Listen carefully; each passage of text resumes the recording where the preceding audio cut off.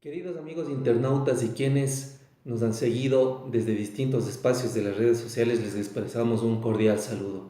Ahora comenzamos una serie de capítulos con un programa que hemos denominado Al Pan Pan, las cosas como son. ¿Qué se propone este programa y de quién está integrado este programa? Este programa se propone una participación activa de la ciudadanía en temas que van a analizar la realidad política nacional, regional y mundial. ¿Quiénes somos? Somos doctores especializados en ciencia política y vamos a abordar desde la ciencia política los fenómenos que en nuestra cotidianidad ocurren.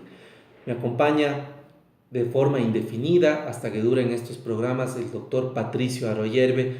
También va a estar en nuestro staff definitivo Clever Herrera, también politólogo, y quien le saluda, César Ulloa.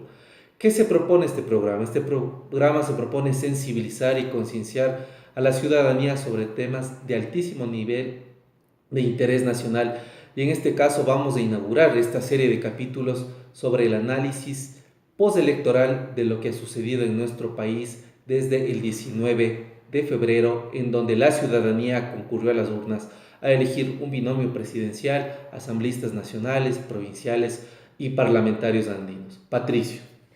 Estimados amigos, el 19 de febrero, día de la primera vuelta electoral, dos hechos detuvieron posibles acciones que habrían tenido como propósito torcer la voluntad popular. La primera de ellas, la gran concentración de electores frente a las oficinas del Consejo Nacional Electoral en la ciudad de Quito, autoconvocados para defender la libertad de sufragio. Y el segundo de ellos, un comunicado del ejército. Digo del ejército porque no fue un comunicado de las Fuerzas Armadas, en que hacían un llamado a las autoridades electorales para que proclamen inmediatamente los resultados, dado que ya debía haberse proclamado el conteo rápido y la demora era injustificada. Por lo tanto, estos dos acontecimientos obligaron a las autoridades electorales a que se proclamen los resultados y se llame a un balotaje. A la semana siguiente, un informe del comandante del Comando de Operaciones 2, un almirante que tenía la responsabilidad de controlar el sufragio, la seguridad del sufragio electoral en las provincias de Guayas, Manabí y Los Ríos, es decir, de las tres provincias con el mayor peso electoral, decía que en un informe presentado al jefe del Comando Conjunto que se rompió la cadena de custodia. El comandante general del ejército y 4 generales de división fueron destituidos por haber lanzado este comunicado. Y el día de su destitución, el comandante general del ejército, el general Luis Castro, ratificó que la cadena de custodia se había roto e hizo una grave denuncia. Dijo que la ruptura de la cadena de custodia podía alterar los resultados de la voluntad popular. Y segundo, dejó entrever que esta misma situación podría reeditarse en la segunda vuelta. Patricio, ¿por qué es importante poner en profundidad el análisis de lo que supone un proceso electoral, no de lo que supone, de lo que es?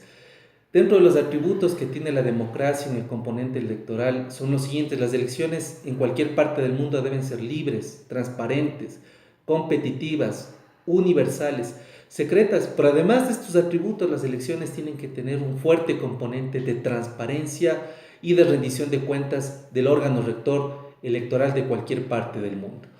Desde la transición a la democracia desde la transición de la democracia en el año de 1979 hasta acá, hemos visto que estas elecciones han sido bastante densas, una carga de densidad muy amplia. ¿Por qué razón? Porque el Código de la Democracia advierte de forma bastante clara que solo podía haber primera vuelta en la medida que el candidato primero logre 40% con 10 puntos de distancia, o a su vez que logre una mayoría absoluta. La forma reñida, la forma competitiva con la que se produce esta elección hizo que la primera minoría, es decir, la minoría que respaldaba a Alianza País, no logre el 40%, y por otra parte, ¿no es cierto?, que el segundo, es decir, el binomio conformado por Guillermo Lasso y Andrés Páez, tenga una distancia, pero que no le permita tampoco al primero pasar por una primera vuelta electoral. En ese día sucedieron una serie de cosas que, a nuestro modo de ver, entorpecieron el clima político ecuatoriano, porque la forma como provisionalmente se iban entregando los resultados fue bastante torpe, por no decirlo de otra manera. Y por otro lado, flaco favor hicieron las encuestadoras que de alguna manera invitaron prácticamente a los seguidores de Alianza País a que con bombos y platillos en la Avenida de los Iris, sede donde queda este movimiento, proclamen unos resultados que todavía no habían sido oficiales. Ese día pasaron una serie de cosas que para el análisis van a ser muy importantes, como por ejemplo, el binomio que logra la primera minoría, que es Alianza País, sin alcanzar el 40% de votos, sin embargo, se hace de 74 curules en la Asamblea Nacional. ¿Esto qué supone en términos cuantitativos? Primero, que hay una reducción bastante ostensible desde la última vez que compitieron electoralmente y que tenían casi 100 lugares. Y la segunda, que tampoco le alcanza para tener una mayoría calificada, que eso sería las 2/3 partes de la Asamblea Nacional. Esto revive en el Ecuador un viejo problema que siempre fue denominado como pugna de poderes, porque más allá del binomio que logre alcanzar la voluntad popular en el 2 de abril, sin embargo, no tiene una mayoría calificada que le permita de alguna manera, en el caso del oficialismo, afianzar todo este andamiaje que se ha hecho durante estos años, y en el caso, ¿no es cierto?, de la oposición, le complica un tema de gobernabilidad. Como segundo bloque tenemos la conformación del bloque de Creo con 34 y tercer bloque el del Partido Social Cristiano. Ese día se puso prácticamente a prueba la capacidad de las maquinarias políticas en el sentido que el método de Webster, que permite la elección de asambleístas nacionales, el método de D'Hondt, que permite la elección de asambleístas provinciales, siempre favorezcan a los partidos y movimientos que tengan mayor participación y que tengan mayor presencia nacional como presencia provincial. Se quedaron muchos políticos, muchas figuras que no pudieron alcanzar un voto en plancha, y también se quedaron los partidos que no tuvieron una representación presidencial. Además, también se quedaron los partidos que a lo largo del tiempo se han venido separando del oficialismo. Algunas conclusiones breves: quienes se han separado del oficialismo les ha ido mal, y quienes tampoco tuvieron la capacidad de endoso, tampoco les fue bien que se diga en estas elecciones. Voceros oficiales han desmentido la ruptura de la cadena de custodia denunciada por el general Luis Castro. Sin embargo, hay un convenio firmado entre el Ministerio de Defensa Nacional y el Consejo Nacional Electoral que establece en 5 puntos de ese convenio cuáles son las responsabilidades de las Fuerzas Armadas. Y claramente establece que la responsabilidad de las Fuerzas Armadas es garantizar la seguridad de todo el material electoral antes, durante y después del proceso, es decir, durante la impresión, durante el acto de sufragio y durante el acto de escrutinio.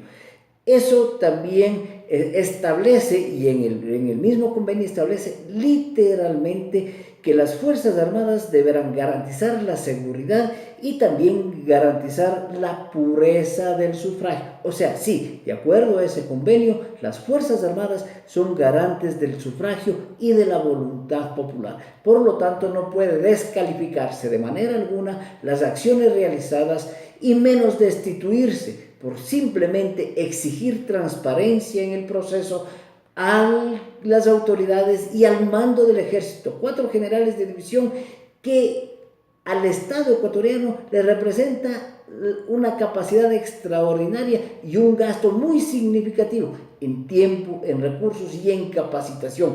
Los generales de división no se improvisan de la noche a la mañana. No se puede decir a cualquier ciudadano que pasa por la calle: venga, usted va a ser general de división. Los generales de división tienen un proceso que debe cumplirse, y por lo tanto, si es que ellos legalmente, como fueron destituidos porque la ley así lo establece, debieron haber sido motivados en su cesión frente a las funciones que ellos estaban cumpliendo.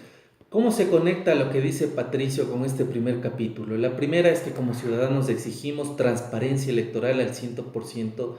Creemos que en estos días de campaña, como establece el Código de la Democracia, que van desde el 10 de marzo hasta el 30 de marzo, el proceso proselitista sea de lo mejor, es decir, que la gente tenga la posibilidad de estudiar y analizar las propuestas.